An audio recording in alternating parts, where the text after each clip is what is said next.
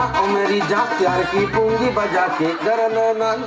ना प्यार की पूंगी बजा के ओ मेरी जान ओ मेरी जान ओ मेरी पूंगी बजा के ओ मेरी আমার সাধনা মিছিল আসান তুমি নিশ্চয়ই ভাবলে মলু এলো কি করে আসবে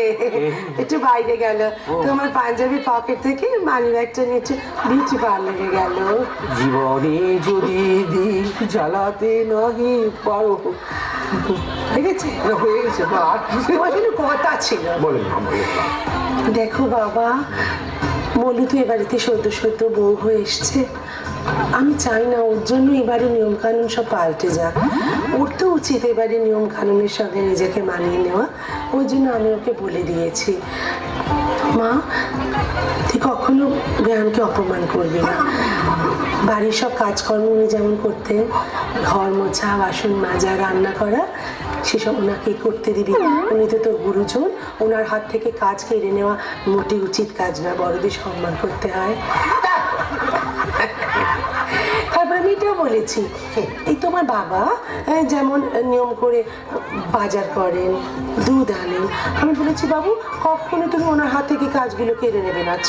বড়দের হাত থেকে কাজ কেড়ে নিতে নেই ওনার কাজ ওনাকে করতে দেবে না হলে বড়দের অসম্মান করা তারপর আর কি আর তো বাকি রইলে তুমি আমি তাই তোমাকেও বলছি দেখো এই যে তোমার ছোটোখাটো কাজগুলো মানে বিছানা তোলা জামা কাপড় ইস্ত্রি করে নেওয়া ঘরে ঝুলটু ঝেড়ে নেওয়া এগুলো তুমি নিজেই করো তুমি তো বলো প্রতি পরমেশ্বর নিজের কাজ নিজের করে নেওয়াটাই ঠিক হ্যাঁ তোমার হাত থেকে কাজ কেড়ে নিলে তো তোমাকে অপমান করা হ্যাঁ দেখেছো কি সুন্দর বুঝতে পেরে গেছে সেটা না ছেলে বলছি যে আপনার মেয়ে কি কিছু করে মানে অত বড় কাজটাই তোকে করতে হবে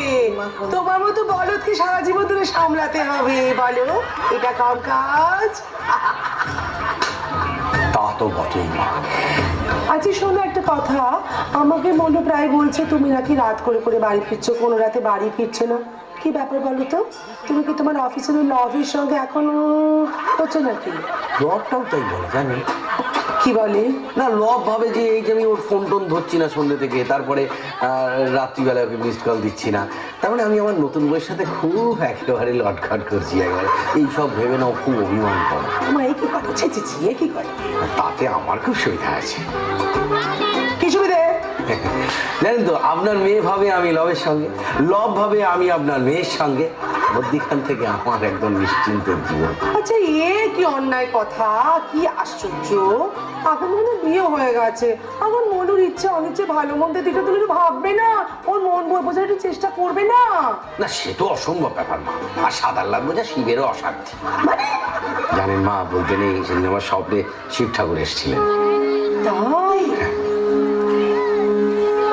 আমাকে বললেন ওরে তুই ভারী ভালো ছেলে আমি তোকে একটা বর দিতে চাই কি বর চাস বল বর চাইলে হ্যাঁ ও শিব ঠাকুরকে বললাম আমরা 7 মহলা বাড়ি দিন আর সেখানে একটা সুন্দর সুইমিং পুল হ্যাঁ খুব রেগে গেলেন খুব চটে গেলেন কেন আমি একটা দেবতা তোকে একটা বর দিতে চাইছি তুই সামান্য বাড়ি গাড়ি টাকা এইসব চাইছিস এটা কি ঠিক করছিস না তা অবশ্য ঠিক তারপর তখন আমি শিব ঠাকুরকে বললাম ভগবান তুমি একটা কাজ করো